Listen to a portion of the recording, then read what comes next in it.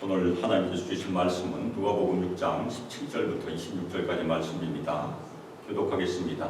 17절 예수께서 그들과 함께 내려오사 평지에 서시니 그 제자의 많은 무리와 예수의 말씀도 듣고 병고침을 받으려고 유대지방과 예루살렘과 두로와 시돈의 해안으로부터 온 많은 백성도 있더라. 더러운 귀신에게 고난받은 자들도 고침을 받은지라. 온 무리가 예수를 만지려고 힘쓰니 이는 능력이 예수께로부터 나와서 모든 사람을 낫게 함이로라. 예수께서 눈을 들어 제자들을 보시고 이르시되 너희 가난한 자는 복이 있나니 하나님의 나라가 너희 것이니 지금 줄인 자는 복이 있나니 너희가 배부름을 얻을 것이며 지금 우는 자는 복이 있나니 너희가 웃을 것이며 인자로 말미암아 사람들이 너희를 미워하고 멀리하고 욕하고 너희 이름을 악하다 하여 버릴 때는 너에게 복이 있도다. 그날에 기뻐하고 뛰놀라. 하늘에서 너희 상이 큼이라. 그들의 조상들이 선지자들에게 이와 같이 하였느니라. 그러나 화 있을진저 너희 부유한 자여 너희는 너희의 위로를 이미 받았도다. 화 있을진저 지금 너희 배부른 자여 너희는 주리리로다. 화 있을진저 너희 지금 웃는 자여 너희가 애통하여 울리로다. 모든 사람이 너희를 칭찬하면 화가 있도다. 그들의 조상들이 거짓 선지자들에게 이와 같이 하였느니라. 아멘. 이 시간 복과 화의 길이라는 설교 제목으로 준비한 말씀을 증거하도록 하겠습니다. 솔직히 말해서 예수님 다음으로 돈이 좋아요.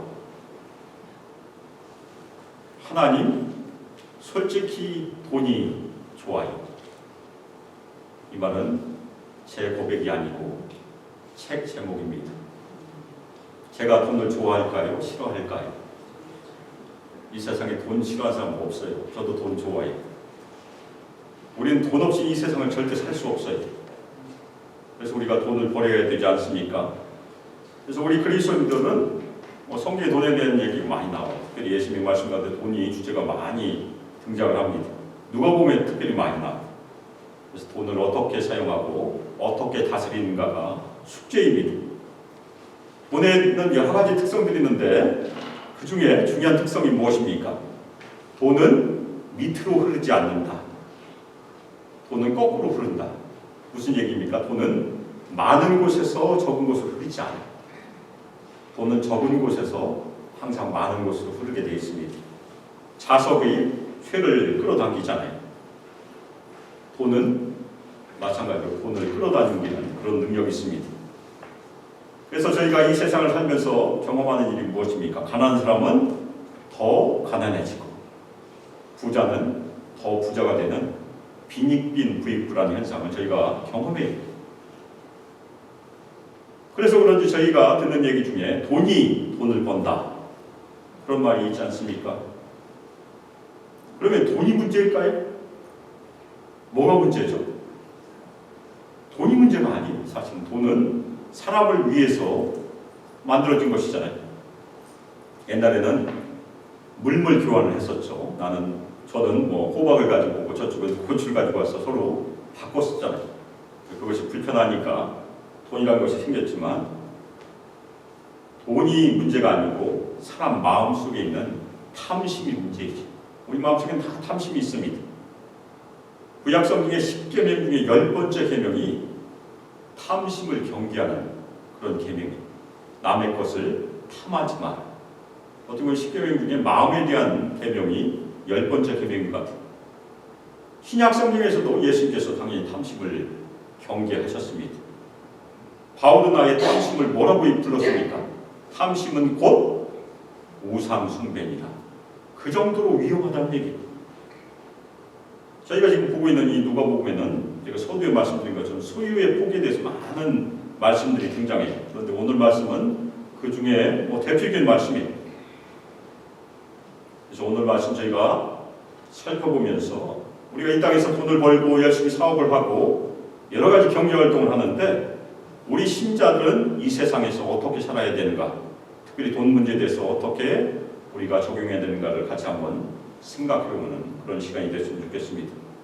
지난주 말씀에서 예수님께서 산에서 12제자를 선택하셨어요. 그래서 12제자 다 불러주시고 그렇게 하셨죠. 그래서 12제자와 함께 산에서 내려오신 장면이 오늘 말씀의 시작입니다. 오늘 말씀에 보면 이제 평지에 서셨다. 그렇게 시작을 하고 있습니다. 그래서 오늘 말씀을 평지에서 전하고 있으니까 마태복음에 있는 산에서 전한 말씀과 구별해서 마태복음에서는 산상수훈이라고 저희가 부르잖아요. 그런데 오늘 말씀은 평지복음이라고 보통 부릅니다. 그래서 예수님께서 비슷한 말씀을 여러 번 말씀하셨을 가능성이 큽니다. 내용이 비슷하지만 또 구별이 되니까. 그런데 오늘 말씀을 보면 12제자만 있었던 것이 아니고 거기에 많은 무리의 제자들이 있었어요. 예수님을 따르는 사람들은 12명만 있었던 것이 아니라는 얘기입니다. 많은 사람들이 끝까지 예수님을 따라요. 예수님께서 마지막 입주를 보내기 위해서 예루살렘에 가시는데 거기도 다 따라갑니다. 그래서 학자들은 마지막에 예수님을 십자가에 못 박으라, 십자가에 못 박으라고 외친 사람은 예수님을 따랐던 사람들이 아니고 예루살렘 사람일 것이라고 추측을 합니다. 그런데 오늘 제자들이 여기에 있다는 것은 이 말씀이 제자들이 마음에 새겨야 될 말씀이라는 얘기입니다. 또 하나는 여기에 예수님의 제자들만 있었던 것이 아니고 많은 또 군중들도 같이 있었어요. 세 가지 그룹이 있었던 거죠. 12제자, 핵심 그룹, 그리고 예수님의 제자들 몇 명인지 모르지만 많은 제자가 있었고, 그리고 군중들이 있었어요. 그런데 그 군중들은 어떤 사람들입니까? 이 예수님을 따를까 말까 고민한 사람들이에요. 그 사람들에게 지금 들려주는 말씀이기도 해요. 아마 우리 주변에도 예수님을 믿을까 말까 고민하는 사람들이 있을 것입니다. 그런 사람들에게 우리가 이 말씀을 전해준 것이 중요합니다. 예수를 따르기 위해서는 한번 계산해봐라. 그게 수지가 맞는지 안 맞는지. 그런데 오늘 말씀을 보면 여러 사람들이 있지만 특별히 두로와 시돈에 해안으로부터 많은 백성들이 있다고 기록하는데 이것은 중요한 말씀입니다. 예수님께서는 유태인들에게만 복음을 전하신 것이 아니에요.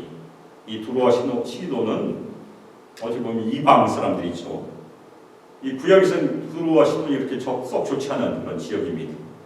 사마리아라는 그 지역이 여기에 해당하죠. 그래서 구약에서 아주 방탕하고 이기적이고 아주 처세에 능한 바다의 중심지로 기록이 되어 있고 거기에 사는 사람들은 아주 부유해요. 해상무역을 했으니까. 그런데 경건하지 못한 이스라엘의 핍박자들이고 더 나아가서 이제 우상 숭배자들이죠. 그런데 두로와 시돈에서 사는 이 우상 숭배자들도 예수님의 말씀을 듣기 위하여 예수님께 나오는 그런 장면입니다. 이방 사람들이 주님의 복음을 듣고 있는 것이고, 물론 여기에 두 가지 목적이 있었습니다. 어떤 사람들은 예수님의 말씀이 좋아서 왔어요. 그런데 어떤 사람들은 병을 고치기 위해서 왔다고 누가는 기록하고 있습니다. 아마도 현대교회에서도 많은 목적을 가지고 교회에 올 것이에요. 특히 이민교회는 더 많은 목적을 가지고 있을 수 있습니다. 옛날엔 이민교회에 왜 왔습니까? 이민교회가 한인사회의 중심이었기 때문에 이민교회에 와야 정보도 얻고 여러 가지 이 땅에서 정착하기 위한 여러 가지 정보를 얻을 수 있으니까. 그래서 교회에 많이 왔었어요. 지금은 옛날하고 달라서 그런 분들이 많지 않겠지만 지금도 교회에 예수님의 말씀을 듣기 위하여 온 사람들이 다라고 생각할 필요는 없습니다. 여러 가지 목적으로 올 수 있습니다. 근데 그 당시에도 예수님께서 말씀을 증거하실 때도 다양한 청중들이 있었다는 얘기입니다. 어떤 사람들은 병 고침을 위해서만 왔을 것이에요. 근데 어떤 사람들은 주님의 말씀을 듣기 위해서 왔다는 얘기입니다. 그래서 여기서 구분이 돼요. 예수님께서는 말씀도 전파하시고 병을 고치시지만 여기서 확연하게 무엇으로 구분이 됩니까? 두 가지 사람으로 구분이 되는데 한 사람은 제자예요. 다른 사람은 지난주에 말씀드렸던 것처럼 군중, 구경꾼입니다. 구경꾼들은 아무리 기적을 경험해도 끝까지 구경꾼으로 남는 것이고 제자들은 제자들의 길을 하는 것입니다. 그것이 두 가지 길이에요. 그런데 오늘 복과 화의 길은 그 두 가지 길이 아닙니다. 우리가 오해하면 예수님의 제자들은 복을 받고 세상 사람들 화를 당한다, 그렇게 적용하면 안 된다는 얘기입니다. 오늘 말씀은 예수님의 제자들에게 하신 말씀입니다. 여기 왔던 사람들은 예수님으로부터 치유를 받았습니다. 더러운 귀신이 나갔고, 그리고 예수님을 만지면 예수님의 능력이 나와서 많은 사람들이 치유함을 받았습니다. 예수님께서는 예루살렘에 온 사람이나 유대에서 온 사람이나 두로나 시돈에서 온 사람 구별 없이 차별하지 않고 하나님의 은혜와 능력을 다 보여주셨습니다. 그 장면에서 지금 눈을 들어서 말씀을 시작하시는데, 눈을 들어서 누구를 보셨습니까? 예수님의 제자들을 보셨어요. 군중들을 보신 것이 아니고 예수님의 제자들이 1차적인 대상이라는 얘기입니다.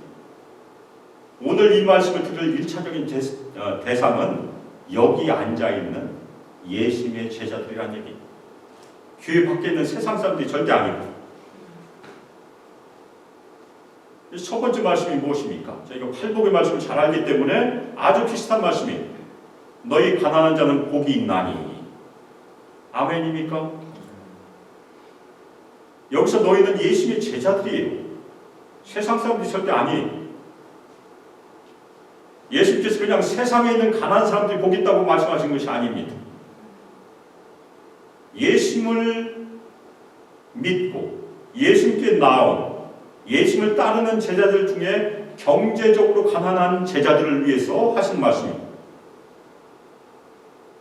예수님의 제자들 중에 경제적으로 가난한 자들에게 지금 복이 있다, 그렇게 선언하신 것입니다. 이 가난한 제자들의 특징은 무엇입니까? 세상에서는 가난하지만 겸손함으로 하나님만 의지함으로 나온 사람들이에요. 그런데 왜 이 가난한 자들이 복이 있습니까? 예수님께서 하늘을 열어서 돈을 쏟아 부어주십니까? 그런 말씀이 여기 등장하지 않아요. 오히려 예수님의 대답은 하나님의 나라가 그들의 것이기 때문에 복이 있다고 얘기합니다. 하나님의 나라는 눈에 보입니까? 손에 만져집니까? 그렇지 않아요. 무형의 것이. 그런데 그 하나님의 나라를 소유한 것이 지금 복이 있다고 말씀하신 것입니다. 세상에서는 지금 가난해요. 그런데 어떻게 하나님 나라에서 복이 있을 수 있을까? 지금까지 누가복음 서두에서 여기까지 오면서 하나님 나라에서 복이 있는 첫 번째 이유는 무엇입니까? 하나님을 전적으로 의지함으로, 예수를 믿음으로 죄사함을 얻었다. 아멘입니까? 그것이 첫 번째 복이죠.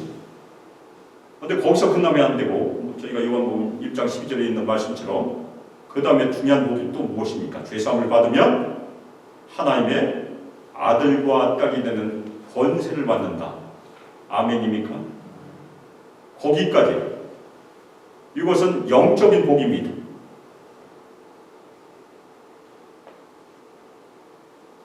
그런데 이 세상에는 아직 죽음과 고난과 죄가 존재합니다.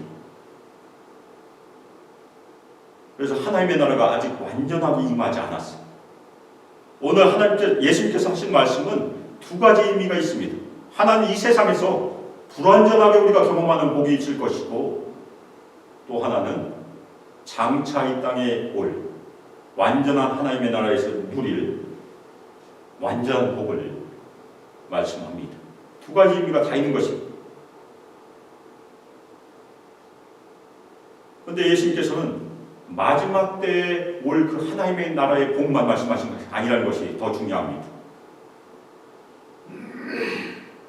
아직은 불완전하지만, 아직은 충분하지 않지만, 우리가 지금 들어가 있는 이 세상에서의 하나님 나라에서 이 말씀이 가난한 제자에게 이루어질 것이다.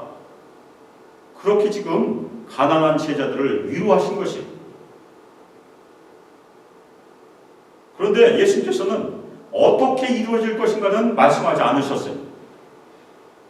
어떻게 보면 우리는 그게 더 궁금할 텐데, 어떻게 우리에게 공급해 주실 것입니까? 그게 더 궁금하잖아요. 그런데 우리가 그 답을 어떻게 얻을 수 있습니까? 먼저는 오늘 말씀 전체를 통해서 우리가 얻을 수 있어요. 또 하나는 누가복음 전체를 살펴봐야 답을 얻을 수 있습니다. 예수께서 먼저 원리를 말씀하신 것은 구체적인 적용은 누가복음과 사도행전까지 계속해서 연결이 됩니다. 첫 번째, 가난한 제자들은 홀로 있는 것이 아니라는 것이 중요해요. 우리가 예수를 믿으면 예수의 제자들은 예수 그리스도의 공동체, 새 가죽 부대의 일원이 됩니다. 아멘입니까? 그래서 예수님이 지금 하신 말씀의 의중은 예수님께서 말씀하신 그 새 가죽 부대라는 그 공동체 안에서 이것이 이루어지게 될 것이다. 그림을 그려주고 있는 것이, 적용은 너희들이 해라. 나중에 보면 제자들이 그 적용을 아주 잘합니다. 가난한 자들이 복이 있는 것은 왜 가난한 자들이 복이 있겠습니까? 공동체 안에서 다 가난한 자들만 있으면 복이 없을 수 있어요. 그런데 공동체 안에는 가난한 자들도 있지만 세리마테나 아니면 나중에 우리가 보게 될 삭개오 같은 부자도 있는 것이에요. 그 공동체 안에 가난한 자들을 도울 수 있는 부유한 제자들도 있기 때문에 가난한 제자들이 복이 있는 것입니다. 예수는 지금 그 그림을 보여주고 있는 것입니다. 이어서 지금 줄인 자는 복이 있나니 너희가 배부름을 얻을 것이요. 하나님께서는 하나님의 사람들을 어떻게 채우실 것인가? 물론 하늘에서 문을 열어서 하나님께서 신비한 방법으로 우리를 채우실 수 있습니다. 그런데 대부분은 하나님의 사람들을 통해서 채우실 것입니다. 지금 우는 자는 복이 있나니 너희가 웃을 것이니요. 역시 하나님의 사람들을 통해서 우는 제자들을 위로하실 것입니다. 그것이 공동체의 특성이, 줄인 것과 우는 것은 당연히 가난함의 특징 중에 하나입니다. 그 가난함을 하나님께서는, 예수께서는 공동체를 통해서 반드시 채울 것이라는 그 가르침을 오늘 말씀하고 계신 것입니다. 그리고 네 번째로, 인자로 말미암아 사람들이 너희를 미워하며 멀리하고 욕하고 너희 이름을 악하다하여 벌릴 때에는 너에게 복이 있도다. 이 말씀이 굉장히 중요합니다. 우리가 예수님을 믿으면 모든 것이 만사형통하게 될 것이다. 복을 받게 될 것이다. 사업도 잘 되고 직장도 잘 되고 자식도 잘 되고, 그렇지 않을 수 있다는 얘기입니다. 예수님의 제자들은 예수님 때문에 이 땅에서 미움을 당하고, 예수님 때문에 소외당하고, 예수님 때문에 욕도 얻어먹고, 예수님 때문에 버림받을 수 있다는 얘기예요. 왜 우리 신자들은 이 세상에서 미움을 받게 됩니까? 요한복음 15장 18절을 보면 예수님의 제자들이 이 세상에서 미움을 받는 것은 세상이 예수를 먼저 미워했기 때문이라고 예수님께서 친히 말씀하셨습니다. 요한복음 15장 18절, 세상이 너희를 미워하면 너희보다 먼저 나를 미워한 줄 알라. 왜 우리가 복이 있습니까? 우리가 이 세상에서 핍박을 받더라도 복이 있는 이유는 우리 예수님의 제자들은 영생을 이미 소유했기 때문이에요. 그것이 더 중요하다는 얘기입니다. 그 다음에 그 앞으로 거꾸로 올라가면 이 세상의 문제들을 우리가 보게 되죠. 네 번째가 제일 중요하다는 얘기입니다. 우리가 그것이 확실하면 이 땅에서 가난하고 줄이고 슬퍼하는 것을 인내할 수 있다는 얘기입니다. 그래서 그 영생의 복을 가지고 있는 신자들이 해야 될 행동이 그 다음에 나와 있습니다. 그날에 기뻐하고 뛰어놀라. 우리가 정상적인 사람은 가난하고 굶주리고 슬퍼할 때 기뻐하고 뛰놀기가 쉽지 않죠. 그런데 그 반전이 그 다음 말씀이 있다는 얘기입니다. 우리가 예수님 때문에 그것을 지금 겪고 있다는 것을 분명히 안다면, 우리가 믿는 예수님이 이 땅에서도 영생을 이미 주셨고 마지막 날에 오실 때 우리에게 영생을 선물로 주실 것이라는 것을 분명히 확신한다면 기뻐하고 뛰놀 수 있다는 그런 말씀입니다. 우리는 천국의 상을 보고 가는 사람들이에요. 이 세상에서의 상이 아니고, 세상 사람들은 예수님을 미워하고 예수님을 욕하고 예수님을 채찍질하고 끝에 십자가에 못 박게 될 것입니다. 그 십자가의 길로 지금 예수님 지금도 가고 계세요. 우리 예수님의 제자들도 그 길을 간다는 얘기입니다. 진정한 복음, 예수님을 믿음으로 우리가 이미 영생을 소유하고 하나님 나라에 들어와 있다는 복입니다. 아멘입니까? 마태복음은 복의 말씀만 있어요. 그런데 누가복음은 그 다음 말씀도 있습니다. 끝까지 우리가 들어야 됩니다. 화 있을진저 너희 지금 배부른 자여. 이 말씀, 화에 대한 말씀은 예수님의 12제자와 그 다음 제자 그리고 군중, 우리가 생각할 때는 군중들이 이 말씀을 들어야 되는 것이 아닌가 생각할 수 있는데 그렇지 않다는 얘기. 여기 너희는 앞에 있는 너희와 똑같아요. 예수님의 제자들. 가난한 제자들에게는 오늘 말씀이 좋은 소식이지만 부유한 제자들에게는 부담되는 말씀이 좋은 소식이 아니라는 얘기입니다. 왜냐하면 이 말씀이 세상 사람들에게 하신 말씀이 아니고 예수님의 제자들에게 하신 말씀이라는 것이, 경고의 말씀이라는 것이 중요합니다. 그래서 예수님의 제자들은 누가복음에 나오는 비유잖아요. 망대를 지키잖아요. 그 망대 비용이 얼마나 들지 잘 생각해보고 시작해라. 무슨 얘기입니까? 예수님을 따르기 위해서 우리가 얼마나 큰 희생을 치러야 될지 잘 생각해보고 결정해라라는 얘기예요. 무턱대고 믿지 말고 바로 이 화에 대한 말씀이 그 말씀입니다. 예수님을 따르는데 어떠한 희생이 요구되는지. 그래서 예수님의 제자들은 이 말씀을 꼭 들어야 된다는 얘기입니다. 우리는 어떻게 하면 화를 피할 수 있겠습니까? 부유한 제자들은 자신의 부를 가난한 자들과 나눔으로 화를 피할 수 있어요. 아멘입니까? 그것이 사도행전에 진짜 나와요.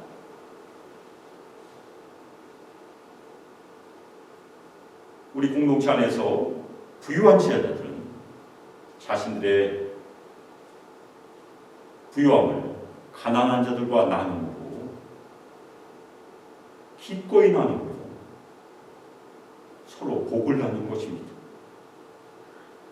우리 예수님의 제자들은 누굴 위하여 돈을 사용하도록 부름받았습니까?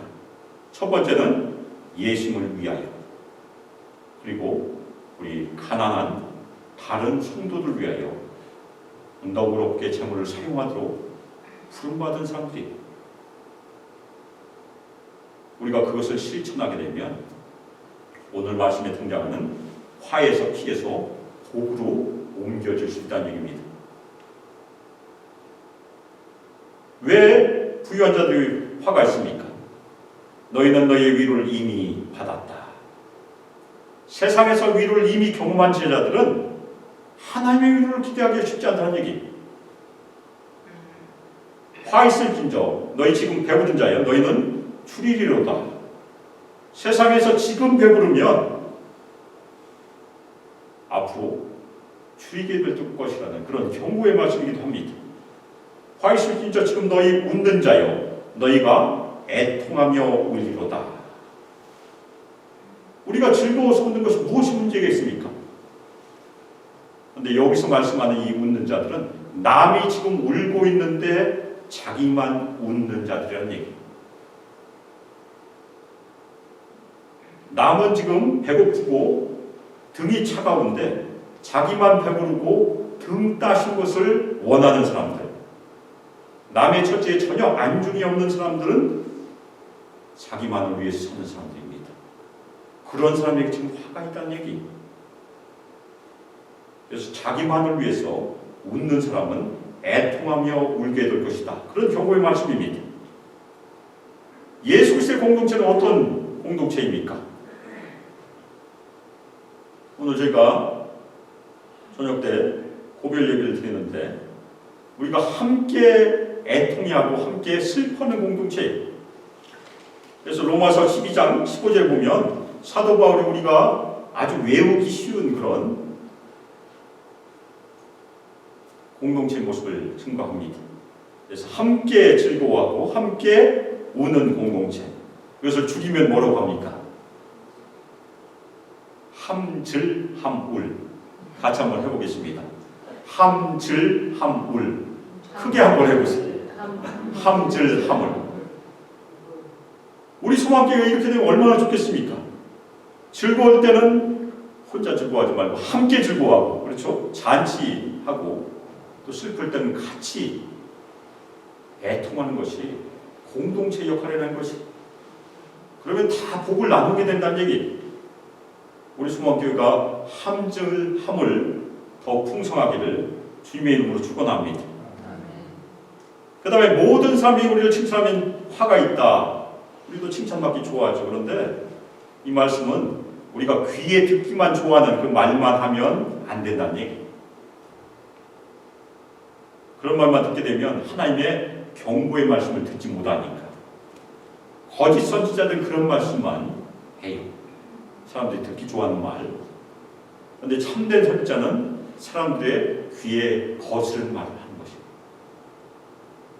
하나님의 경고는 지금 눈앞에 있습니다. 예수님께서도 우리에게 많은 경고를 하셨어요. 예수님께서 언제 오실지도 모르고 깨어있으라 하셨고, 그런데 하나님의 심판의 위기가 지금 가까워지고 있는데 평안하다, 평안하다, 그것만 전하면 안 된다는 얘기죠. 우리가 그것을 전하면 사람들은 회개하지 못합니다. 우리 예수님의 제자들은 물론 우리도 좋은 말도 하고 격려도 해야 되지만 사람들이 싫어하는 말을 꼭 전해. 무엇입니까? 회개하라. 사람들이 전도할 때 회개하라고 그러면 사람들이 기분이 좋을까요? 나쁠까요? 당연히 기분 나빠요. 그 사람을 죄인이라고 하니까. 제가 한번 전도하다가 제 전도 대상자가 버럭 화를 냈어요. 자신은 감옥에 갈 죄를 전혀 지은 적이 없다. 보통 우리가 죄인이라고 그렇게 생각하지 않습니까? 내가 언제 감옥에 갈 죄를 지었냐고 그렇게 버럭 화를 낼 수 있습니다. 예수님의 제자들, 사람들의 칭찬을 구하는 자들이 아닙니다. 사람들의 인정을 구하는 자들이 아니고 무엇입니까? 하나님의 인정과 칭찬을 구하는 사람입니다. 아멘입니까? 사람들이 싫어하더라도, 사람들이 듣기 싫어하더라도 우리는 회개를 꼭 전파해야 된다는 얘기입니다. 오늘 복과 화에 대한 말씀, 사도행전에 등장하는 예수 그리스도의 교회는 어떻게 반응했을까요? 그러니까 사도행전 2장에 가면 예수 그리스도의 첫 번째 공동체인 예루살렘 교회에서 아주 놀라운 일이 일어났습니다. 사도행전 2장 44절 45절에 보면 예루살렘 교회는 모든 물건을 서로 통용하고 재산과 소유를 팔아 각 사람의 필요를 따라 나누어 주었다고 성경은 기록하고 있습니다.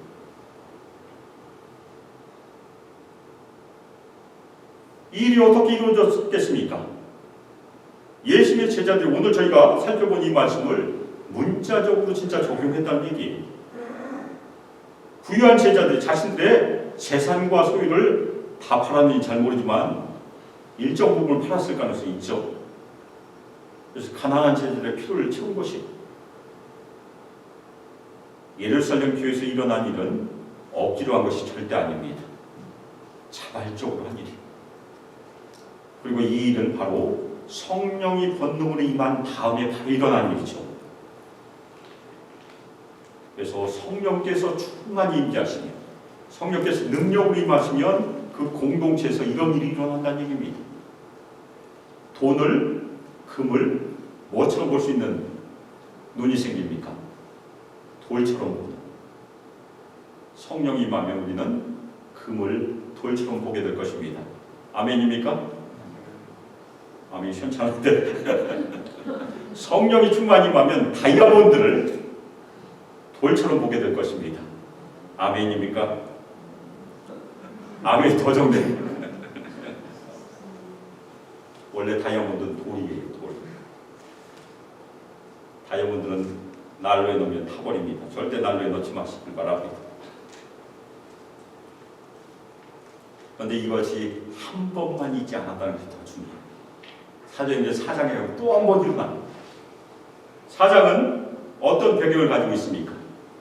요한과 베드로가 체포되었다가 풀려났어요. 교회 위기가 닥친 거죠. 그래서 이 예루살렘 교회는 교회 위기가 닥치면 항상 기도했어요. 얼마나 뜨겁게 기도했으면 거기가 진동했겠습니까? 그렇게 한 마음과 한 뜻으로 기도했을 때 다 성령 충만함을 받았어요. 그런데 그 결과로 4장 32에 보면 믿는 무리가 한 마음과 한 뜻이 되어 모든 물건을 서로 통용하였다. 다시 한번 기록하고 있습니다. 그래서 그 결과가 34절 35절에 등장하는데 교회에 가난한 사람이 없었다. 아멘입니까? 성령의 역사는 교회에 가난한 사람이 없는 결과를 낳는다는 것입니다. 왜 그런 일이 일어났습니까? 밭과 집 있는 자들이 팔아 그 판 것의 값을 가져다가 사도들의 팔 앞에 두었기 때문에 그런 일이 일어났던 것입니다. 성령께서 충만히 임하시면, 성령께서 우리를 충만히 감동시키시면 우리 수망교회도 이 일이 일어나겠습니까? 안 일어나겠습니까? 당연히 일어나죠. 제가 오래전에 대전에서 다니던 침례교회에서는 어려운 처지에 있는 공부를 하는 신학생들과 대학생들이 제법 있었어요. 절반은 직장 다니고 절반은 학생들이 있었습니다. 그래서 교회에서는 그 학생들을 돕기 위해서 그냥 헌금 봉투에다가 누구누구에게 전달해 주세요라고 쓰면 돼요. 한국에서는 뭐 체크를 쓰지 않으니까 그냥 현금 넣고 자기 이름 안 쓰면 아무도 모르니까. 그래서 교회에서 그것을 전달해 주고 하면서 학생들을 도왔습니다. 제가 수마교회 부임한 초기에 오늘 말씀과 비슷한 내용을 한번 제가 설교하고 그 대전에서 있었던 그 얘기를 한번 제가 전했던 적이 있습니다. 근데 진짜 우리 교회 한 성도가 감동을 받았어요. 그래서 저에게 찾아와서 비밀리 찾아오셨죠, 혼자. 경제적으로 그 당시에 어려움을 당한 2명의 다른 성도에게 누가 기도했는지 모르게 비밀에 붙이고 전달해달라고 봉투를 저에게 맡겼어요. 그래서 저는 두 성도 만나서 전달을 했는데 한 성도는 감사히 잘 받았습니다. 그리고 다른 성도는 정중하게 반려를 해서 다시 돌려드렸는데 우리 교회에서도 그런 일이 있었다는 거예요. 오늘 예수님의 말씀은 그냥 교훈이 아니고 예루살렘 교회에서 직접 일어났던 말씀입니다. 그런데 이것이 억지로 한 것이 아니고 자발적으로 한 것이고 더 중요한 것은 무엇입니까? 성령께서 충만히 임하셨을 때 일어난 일입니다. 그럼 우리가 기도해야 될 것은 무엇입니까? 성령이 우리 수만교회에 충만히 임하길 기도해야 된다는 얘기입니다. 우리 수만교회가 지금 숫자가 많이 작아서 많이들 걱정하실 것입니다. 여러 가지 부흥의 방법이 있을 텐데 제일 중요한 것은 성령께서 임하신 것이 제일 중요하다는 얘기입니다. 제가 간혹 말씀드리지만 성령께서 임하시면 우리에게 부흥이 일어나는데 부흥은 많은 여러 가지 문제들을 다 고쳐요. 역사에서 있었던 일이 사도행전에서도 있었고 우리가 여러 가지 기도를 해야 되지만 제일 중요한 기도 중에 하나는 무엇입니까? 성령께서 우리 성도들에게 권능으로 임하시길. 아멘입니까? 저도 그렇게 기도해요. 저는 소마교회 와서 헌금에 대해서 거의 설교를 한 적이 없다고 생각합니다. 제가 기억을 잘 못하는지. 제가 늘 생각하는 것은 은혜 받으면 하신다. 아멘입니까? 그것이 우리의 법칙이.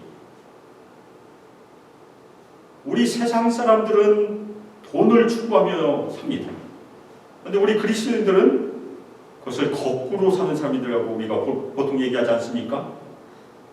너희는 이 세대를 본받지 말고. 아멘입니까? 세상의 방식은 돈이 적은 데서 많은 곳으로 흐르게 돼 있어요, 항상. 그럼 우리 그리스도인들은 그 흐름을 거꾸로 흐르게 하는 부르심을 받았다는 얘기입니다. 우리가 이 땅에서 열심히 사업해야 돼. 열심히 직장 다니고 열심히 돈 버는 것은 하나님의 원칙에서 어긋나지 않아요. 열심히 부지런히 우리가 경제 생활을 해야 됩니다. 근데 더 중요한 것은 그 돈을 어떻게 사용해야 되는가가 더 중요하다는 얘기예요. 우리는 예수 모실 때까지 돈을 거꾸로 흐르게 하도록 부름받은 사람들. 무슨 얘기입니까? 돈이 많은 데서 적은 쪽으로 흐르게 부름받은 성도들이라는 얘기입니다.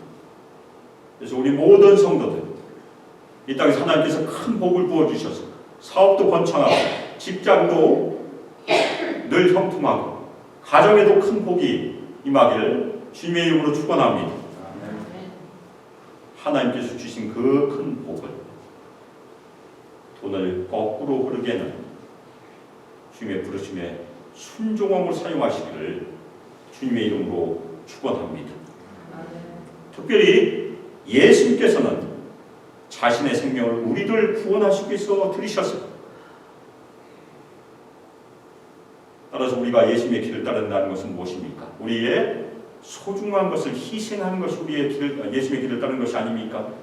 그래서 우리 모든 성도들, 돈 말고 여러 가지 문제가 있지만 오늘 예수님께서 말씀하신 이 돈과 재물이라는 문제에 대해서도 우리의 소중한 것을 나눠서 우리 공동체 안에서 서로를 부욕케 하는 복된 공동체로 주님께 헌신하시길 주 예수 그리스도의 이름으로 축복하며 기도합니다.